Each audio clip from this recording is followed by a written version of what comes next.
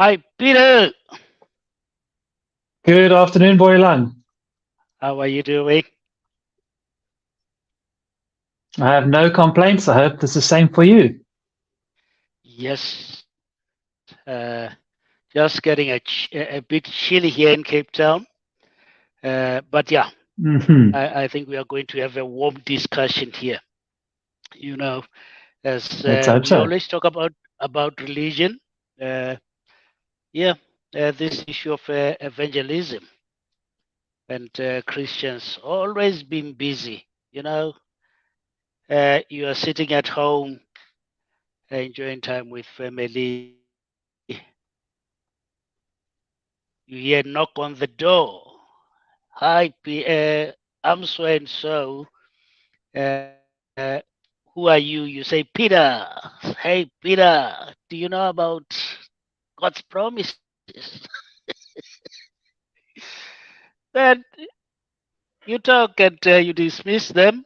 Uh, you try to go shopping. There they are again. Pamphlet.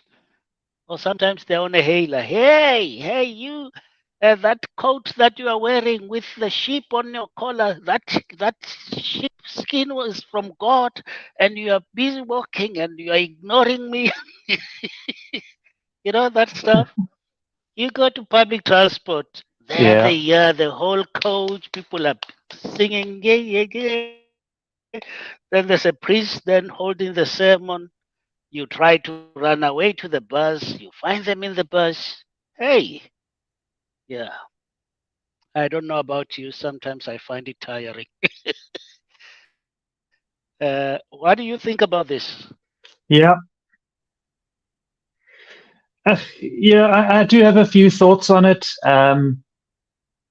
I suppose one of my maybe more controversial thoughts on the subject is that it's, to me, it's like they're part of a club, and the more people that are part of this club, the better it seems. But if the club is a crazy club, the more people that are in your crazy club, the less crazy it seems. But it's still a crazy club. Um, so I think I can maybe there's relate to some what of the you are saying, mindset comes from that. but I can relate. You've done a bit of, yeah, you've done a bit of door to door yourself, haven't you? Oh yes, for many years. In fact, if you want me to teach you how to Yeah. knock, I can give you a free course on knocking. Thank you. There's a and whole also, show in that, isn't there? and also, I can give you a free course on how to deal with rejection. Rejection should just fall like what on duck Mm. duck feathers. Yeah, I've learned that. Mm. You So got to have some big when you talk shoulders. about the club mentality, and when a lot of people are in that club, and people are not don't affected, they think that they are all normal. Human race, I think we are not okay, but all of us are not okay, and we think that no, it's life as usual. I don't think we are. Yeah. If other species could come and look at us, they'll say, "Wow, this place is terrible." Our system, the way we do things, yeah. But yeah, as you say, in institutions, once people grow them and they start to feel normal in things that they're doing.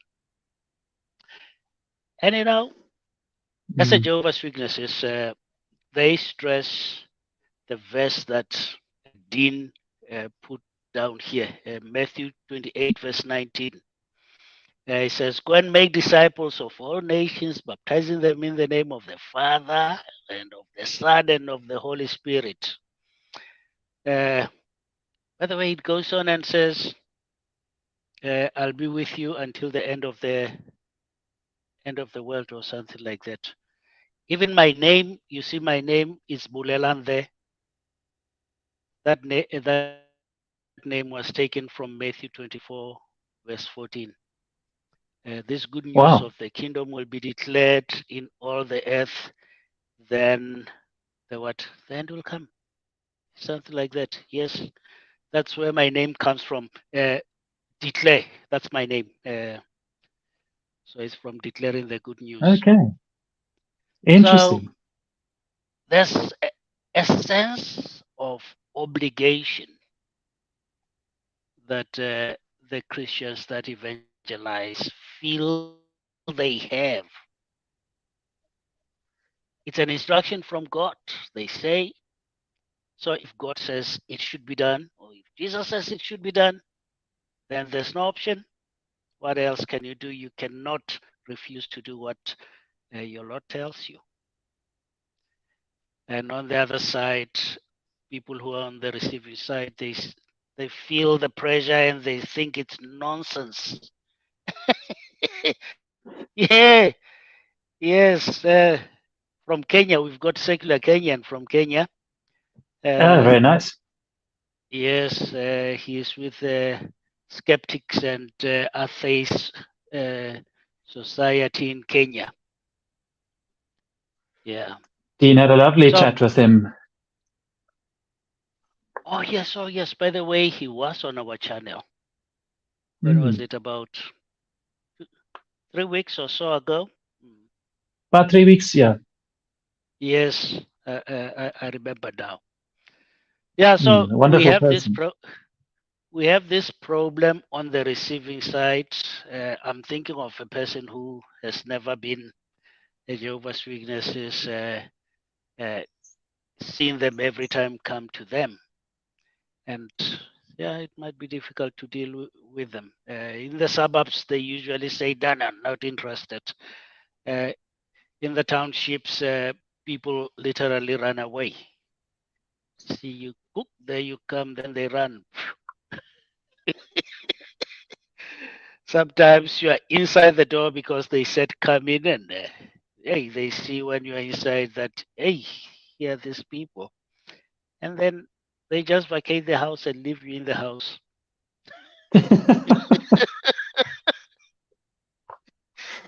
I Uh, wonder if they aren't their own worst enemies in that sense, because they have a reputation. Um, when someone knocks on your door and there's two people and they've got a pamphlet, you know what's coming. yeah, but you see in the suburbs, you've got peepholes, you've got cameras, and you know who's knocking outside. The townships, they think that maybe neighbor or something they see when you enter. Hey, it is too late. You haven't thought well in advance what you'll say when they are there. Then you just say, Mm. okay, sit. Let me check whether there's somebody interested in the house. They disappear, and when you wait there for long, you know, they're not coming back. Five Gone minutes down, shopping. then yeah, say hello, hello. Now there's no one. Okay, let's leave, brother. Yeah. So Mm. the guilt on the part of the Christian who's part of this evangelizing work is that if they don't do it, then they don't feel good, they feel bad. But also on the other side, the person who's being evangelized to also feels bad because uh, some of the things that can be said, they make them feel bad. When people are talking to you, making you feel guilty for not serving God. Mm. I wonder if you have had questions like that. What are you doing with your life? God put you here. God put you here for a purpose. And what are you doing in return? How do you show your appreciation to the Creator? Uh, Yeah. So is it almost like a guilt trip to get you to do the same? you must use it because how do you motivate people? You can use you can show him things that make him feel important and loved by God. You can then bring that person to see that he can be part of God's purpose. Mm. Then later down the line as you talk, you can show them that if he's not part of that, then God is not going to be happy. You know how it works? God is going to destroy those who don't listen to him. Yeah, there's a fiery reception for you in the afterlife. You see, those are other Christian churches that teach that. The Jehovah's Witnesses would teach that God is going to physically bring destruction called Armageddon, and people who don't listen, they are going to be killed by God. And if you want to survive, if you want to get everlasting life here on earth, then you've got to be on His side. So that can induce some guilt on the person who's listening, depending on how well versed they are with the Bible. But most of the time, we find that we read the Bible. When I was reading it as a Christian, there are many things that I did not see. I read them, but I did not see them. When I say I read them, I saw the words, but I did not ask myself questions that now lately, when I'm older, I'm asking myself those questions. So a lot of people would fall for the trap. Uh, Others would feel guilty. Others would find it difficult to do what they're told, but every time asking themselves that, when am I going to fix my ways? Yeah. So we talked about that one where people feel guilty because they think that they are given work by an authority in heaven. But when you debunk that, I think we can debunk it by saying which authority, which Jesus told us to do that. Do we really think that Jesus is around?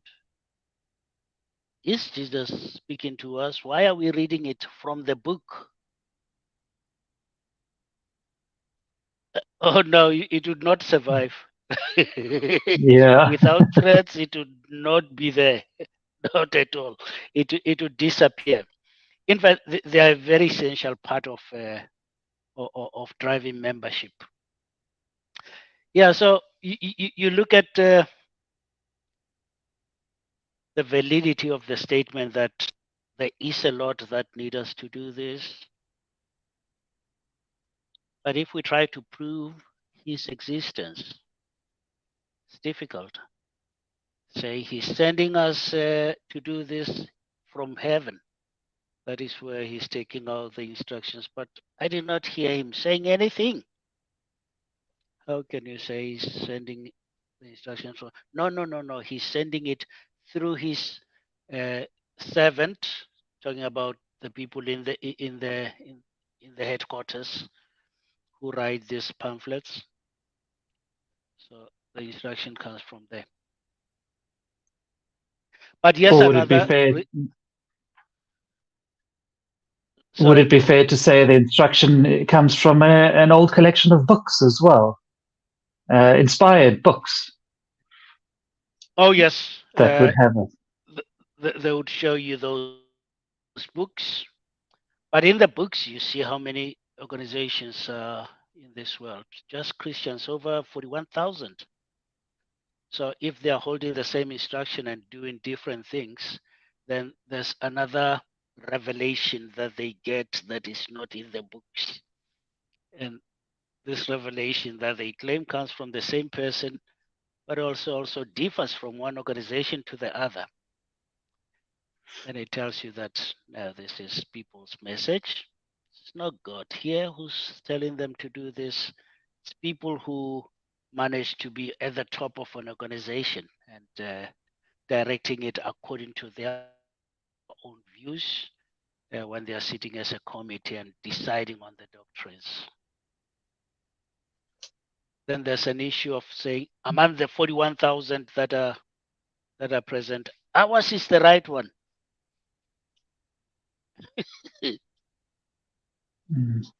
One of the points I was going to make on our notes is the word truth. You see that crop up quite often. And it's almost like the religious folks have got a monopoly on the use of the word now, but there is no demonstrable truth, but they will claim it, and they use it almost flippantly. This is the truth. But how do you know that? You don't know that. At best, to tie in with the secular Kenyan's comment, is that it's a posthumous threat. It's a threat or a promise of something that happens when you're no longer around. We can't know that as truth because we won't be here. They don't come back from there either. Coming back to my background on that one also. Yeah, we called the whole thing truth. So if one Jehovah's Witnesses talks to the other Jehovah's Witnesses, maybe they are meeting for the first time, they want to know, they say, when did you come into the truth? That statement is synonymous with, when did you become Jehovah's Witnesses? So they think their version is the truth, but the Seventh-day Adventists who come from the same group as them, who thinks that their version is the truth.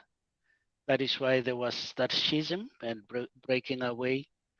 There are others that says you must be born again, and they believe that their version is the truth.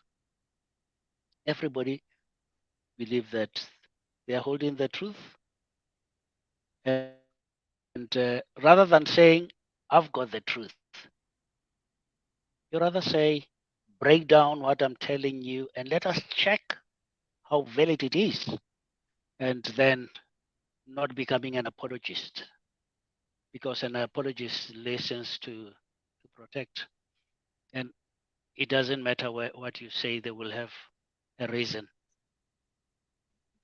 to answer. Yeah. If it's true, you should be able to verify it.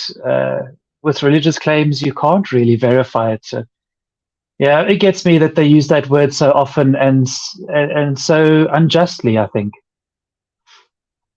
Yes, but also when you say you can't verify it, what are you talking about? They do verify it for you. They go and read a verse. Says this book is true because it says so. Look at this verse, it says this, and this verse says this.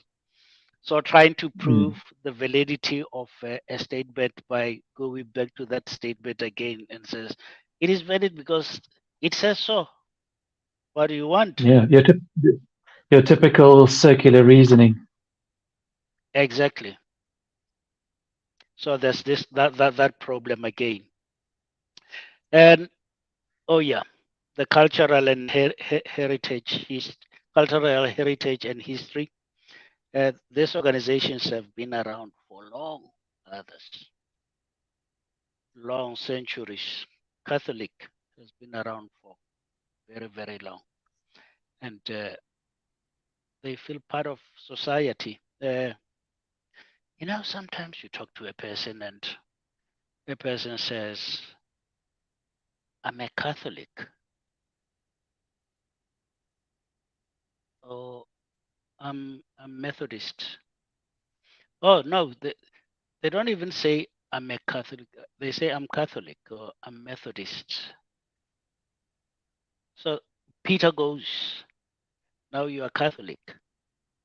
You don't separate yourself from that church. You are one thing. And the country, you find that say no, that country it's a Catholic country. That one it's an Islamic country. Meaning they have what is that? They have made it part of the culture. That thing that we were talking about when we started about the club, it's normal. If you're not part of that, they don't understand what's wrong with you.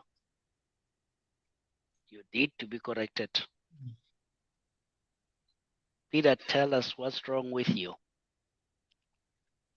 Do you need help? Is there maybe a way that we can help you? Because we can see that you can't perceive there's something wrong with you. Look at everybody, and you are the only one.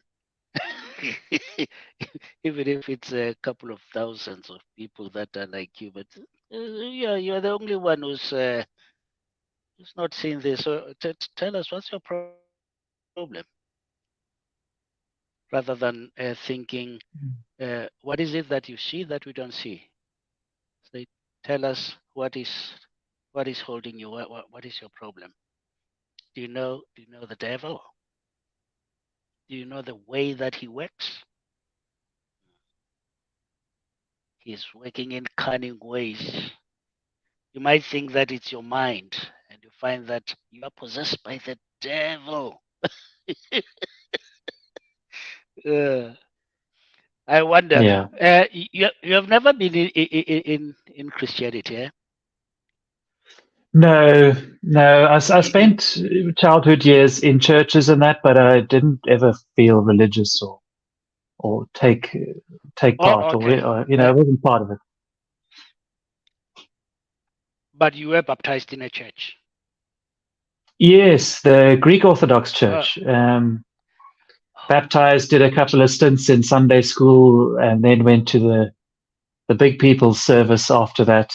But it was all done in Greek, and I didn't understand a word. In fact, my dad used to often complain that he didn't understand either, and he spoke Greek. I mean, I don't speak it. So yeah, it wasn't sold on me, and that's their fault. okay. And is it? Uh, would you go to Milnerton? Is it Milnerton or Parin Island where I see Greeks usually? Seen a club of. Woodstock. Oh, yeah, I've seen Greeks on that side. And I've seen even the priest, but not in Cape Town. I was in Athens with well-kept beard and what's the shape of that head? Is it round with black dresses? And I even seem to during the recall week, it they being a long hat. long head, Yeah, yes, like a big but tall. black in color. Huh? Mm, Yes. No, I've seen them. No, I wonder what made me think that you were born from uh, unbelieving parents. Somebody that I was talking to who was born to unbelieving parents. I say, hey, other people are lucky, so they've never had the experience of being a Christian or an Islam or whatever religion. They just grew up as mm. being human beings, something that we never tasted. Yeah, Yeah. To tie in with this point, I think it was Richard Dawkins that spoke about it many years ago. His two key points were geography and tradition. Those two things can play a big role in which religion is thrust upon you or that you end up adopting. Um, yeah, you know, and it can play a big part, and everybody in that region or in that culture will think that they are correct, and the people across the pond are not correct, even though they are also religious, different religion because of geography. and they think the same thing on the other side too. And if two people are saying two different things about the same thing, there's no way that both of them can be correct, but both of them can be wrong about what they are saying. Uh, so if 41,000, it's even worse.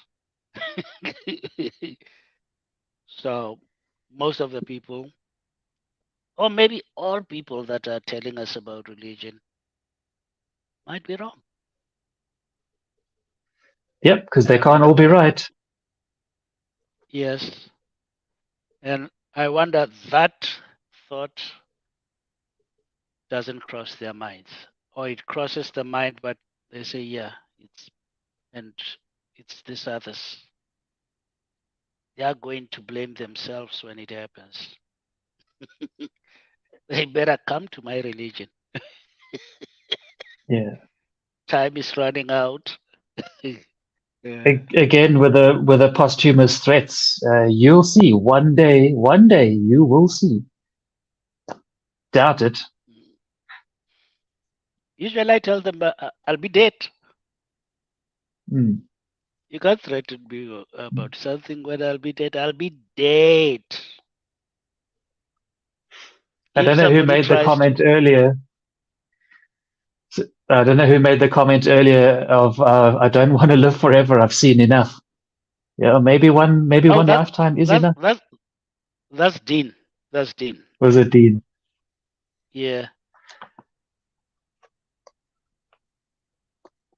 But wanting to live forever doesn't make sense also, because when I die, if dying it's not being here, like I was not here. It was not bad before I came to life. Then when I disappear again, it won't be bad. And I won't even be able to reminiscent about the time that I was alive. I just go to a state of non-existence again. What is threatening about that? Mm. Yeah, like, what do you want your soul to live forever? Because if you die and your soul stays alive, it must be in the right place But what soul? or end up in the right place. What Yeah. soul? That's another story. And maybe ideas like that are driving people to do all this, to try to find a space for their soul after life. Then they go on preaching and telling people things because they want to be spared, their soul to be spared. But what soul? I don't understand the concept of soul. I struggle with it. Where does it stay in our body? Where is it located? Is it in the brain? Is it in the heart? Uh, Others say it's the air. Then I ask, when I fart, is it part of the soul also escaping from the anus? And because they say what we breathe is soul. Uh, yeah, in my language, soul is moya, air is moya. So they call it moya. But I don't think Mm. there's any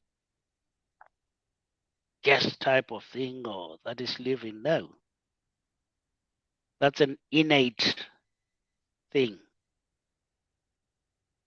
Unlike people and plants that are alive, it's not alive.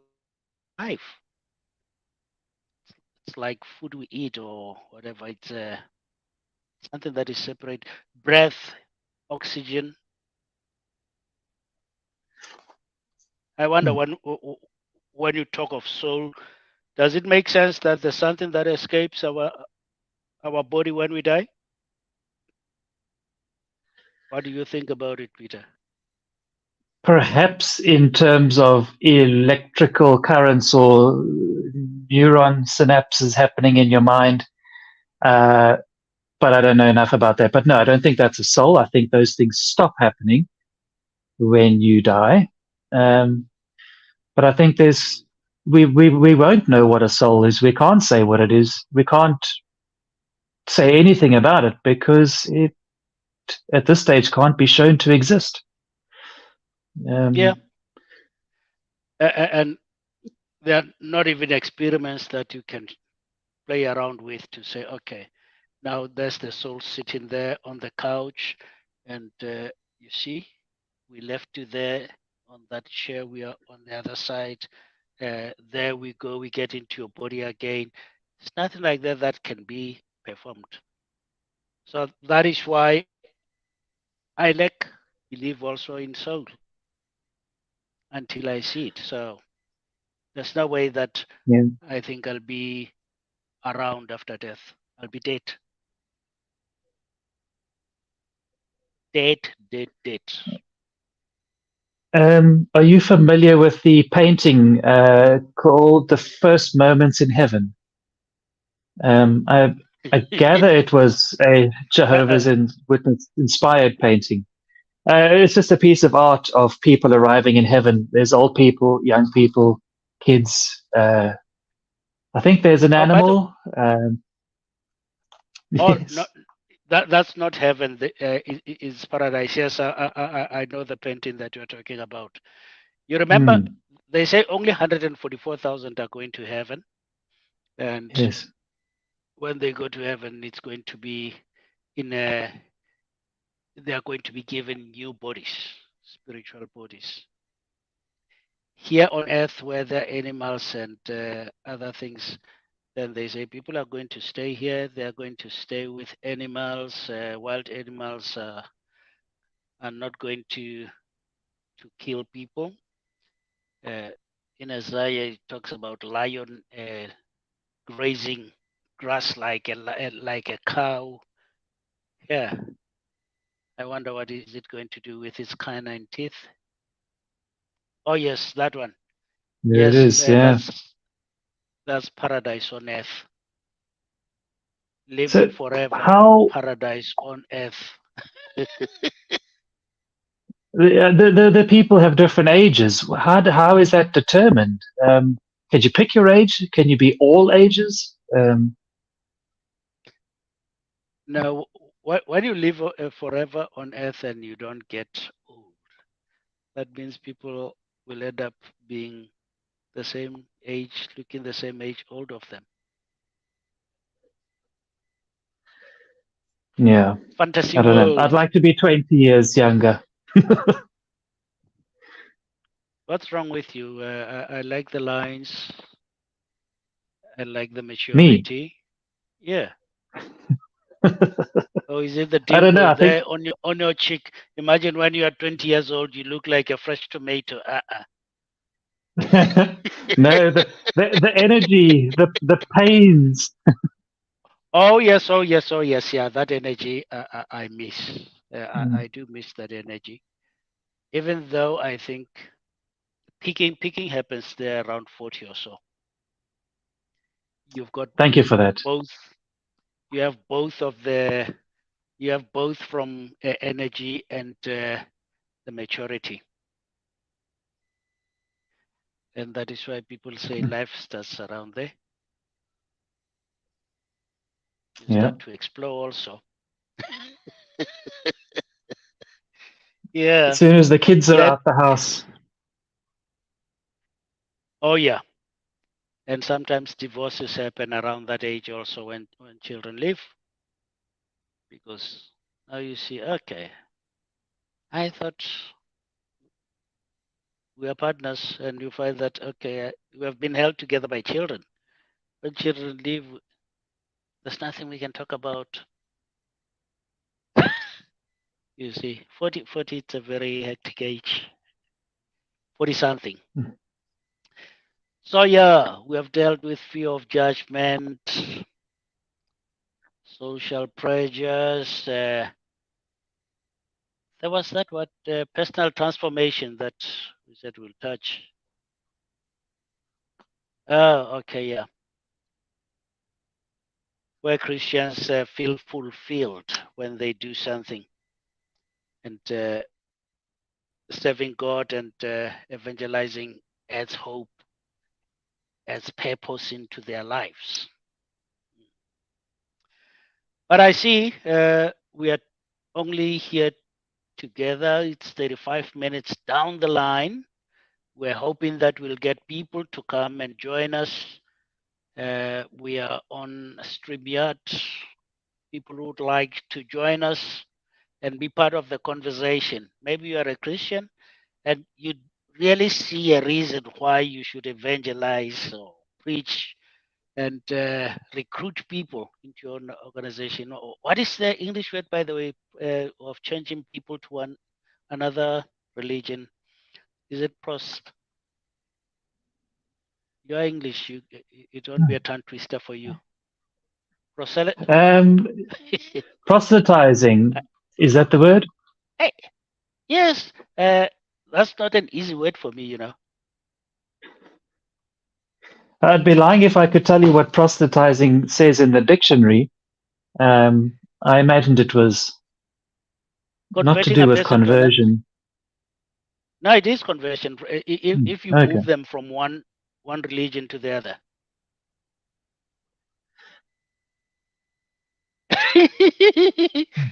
if you meet God drunk or Jesus drunk, you might have been hallucinating. Or what happened? He fell and broke a leg or something, and that's what they mean to meet Jesus.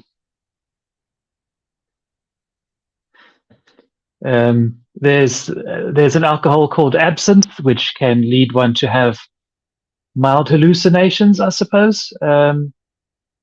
Perhaps cut off one of your ears. Absinthe. Maybe that's what his dad was drinking. You buy it at a bottle store. I don't know if you can buy the real deal, but you can make it yourself if you really know how. I'm pretty sure that's what Vincent van Gogh was drinking when he removed one of his ears.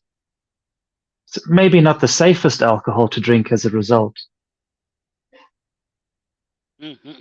That's a drug. That's a drug.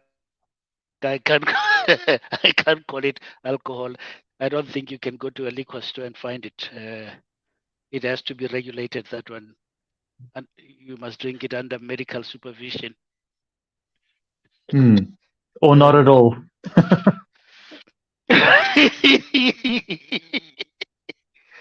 Hey, But I mean, on that note, what do you say?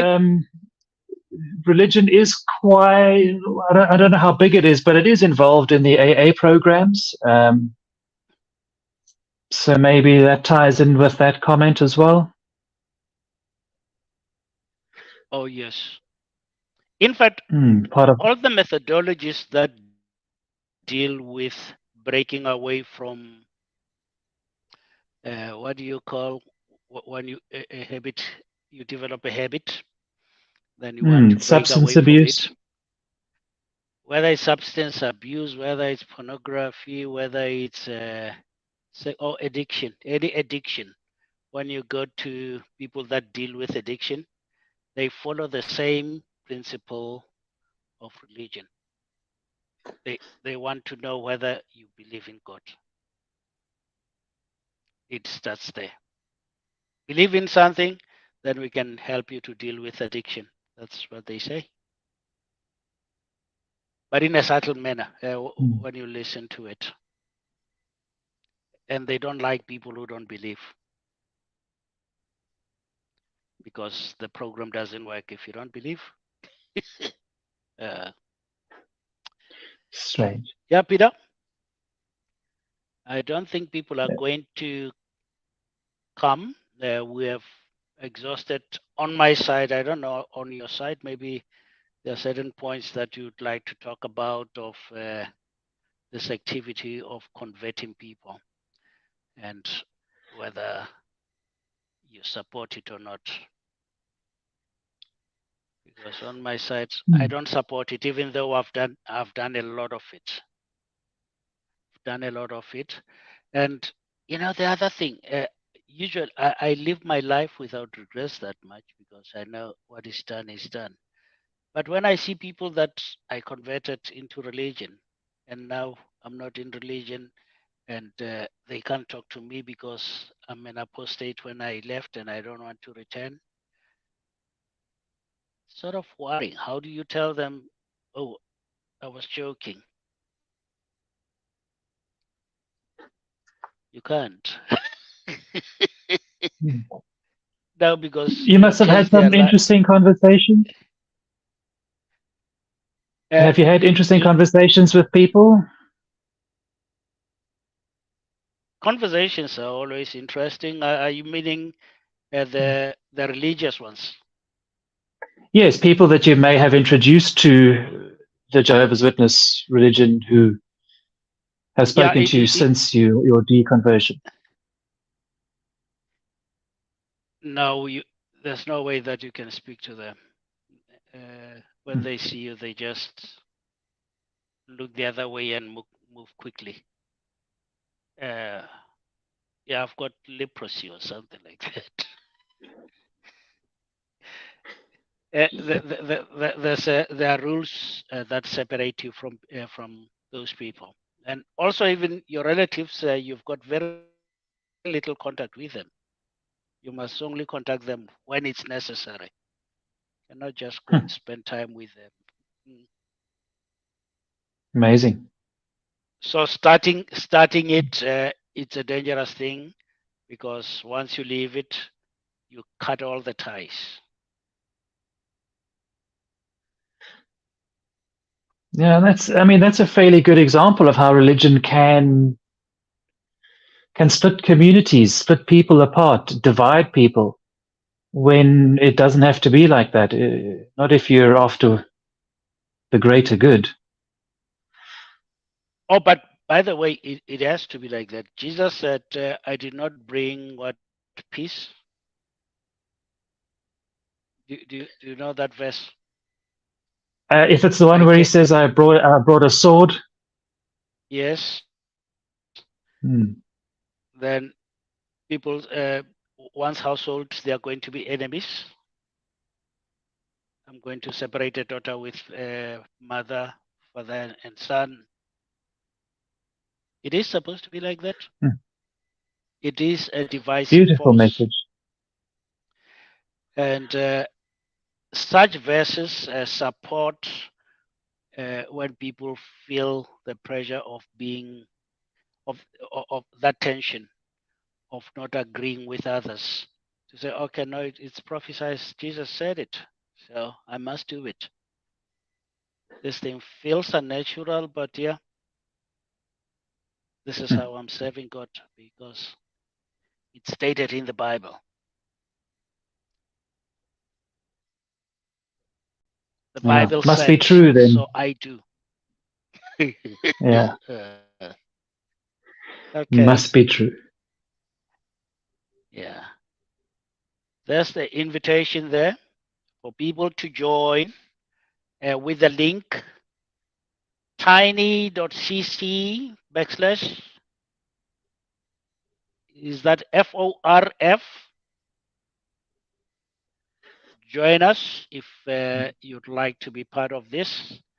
On my side, I've discussed all the issues that I think about this issue of converting others, and I've shared my experience.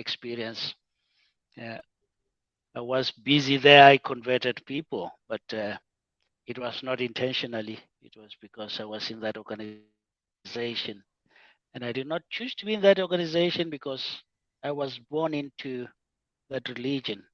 And one thing led to the other until I found myself an elder in that congregation.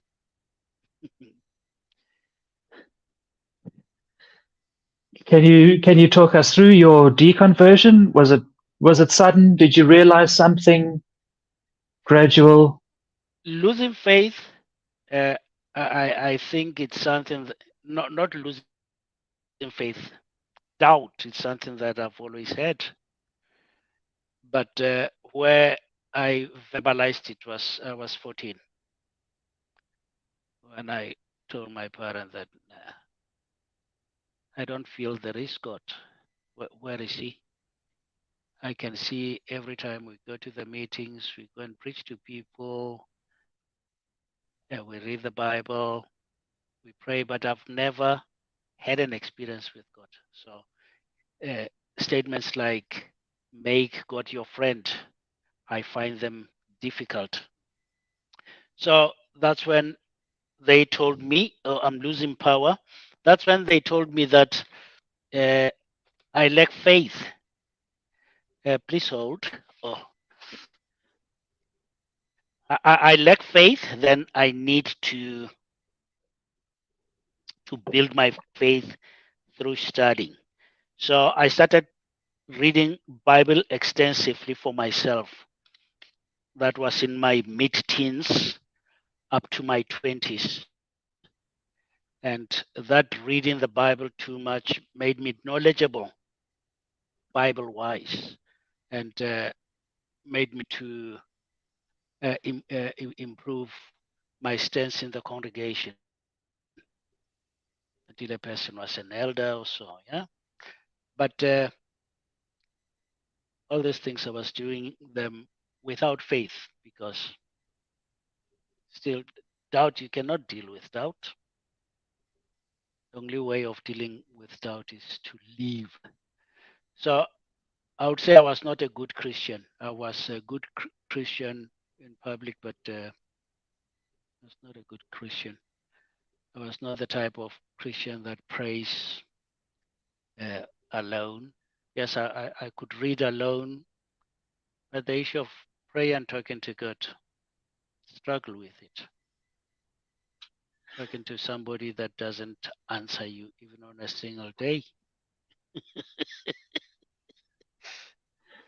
Yeah, so yeah, eventually everything fell apart in my mid 30s to 40s. Started not to feel it at all. I felt like a fraud. There is actually an interesting debate about whether belief is a choice. Can you choose to believe, or can you choose to lack belief? Your story just made me think of that. You couldn't force yourself to believe back then. It No, was a subconscious maybe decision you'd arrived at because of the available facts and information. I think you can keep yourself busy trying to build your faith, and that activity of keeping yourself busy, that it makes other people to be drawn towards you, and you find yourself in a community, and that community gives you some meaning. But when you're on your own, you still find that, no, man, there are gaps, a lot of gaps here. Yeah. Yeah. Yeah, you can't force something like that, can you? No, you can't. I was told I left faith because I wanted to sin without being responsible. Yeah. Ask them whether they don't sin themselves, things that they call sin. And the only difference is that when they do those things that they call sin, then they can go back and pray about them or talk to the priest about them, and ask for forgiveness to something that they don't see. In fact, a person who can kill and go and ask for forgiveness is more dangerous. I'm scared of that person. Yeah, if you can clear your conscience that way, you're not a good person. Mm-mm, mm-mm. Yeah. I So, get told on a regular basis that I'm atheist only because I want to live in sin. I'm not entirely sure what these sins are, apart from crimes against religion or crimes against a god of some sort. But yeah, it's a common theme to get told that. yeah, sinning, it can only be done to God. So, if you can't prove the existence of God, there's no sin. Yeah, sin is not something. Well, I don't think sin exists in a No, religious sense. you can wrong people, but wronging people is not a sin.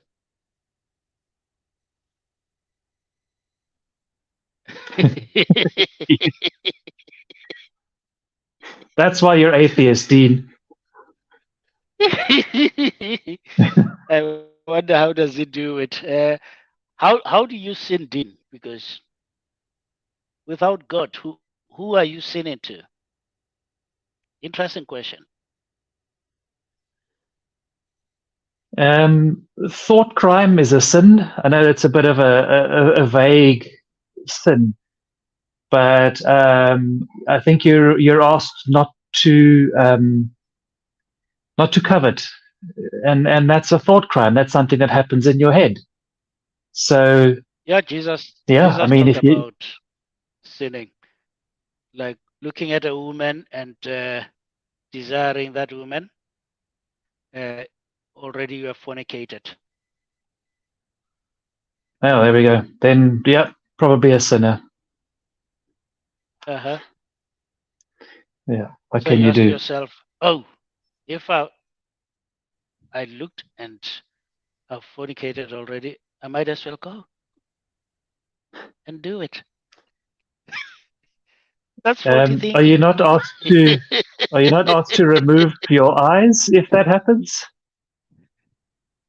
No, they can remove theirs, not mine. Oh, a yellow jacket. Did you see the secular? Yeah, someone has chosen. Yeah. No, I don't like his belief.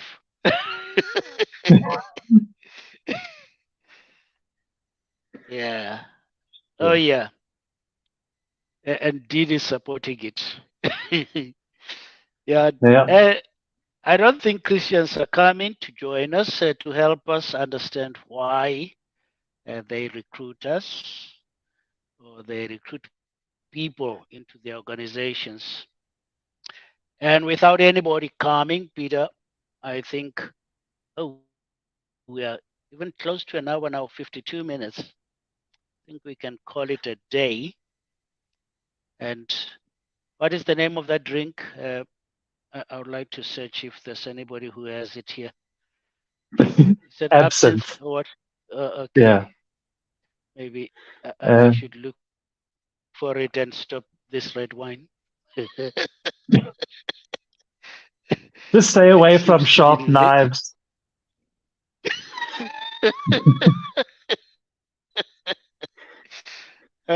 Well, Okay. hopefully we have covered Should we call it? what a Christian would have said in a show like ours today. Oh, yes. And I brought back my old personality where I was doing it myself. I brought into a religion. It was not my intention, I'm telling you. It was a habit. Thank you Good for sharing. people. Yeah, I think we should leave them. See you next week. But we need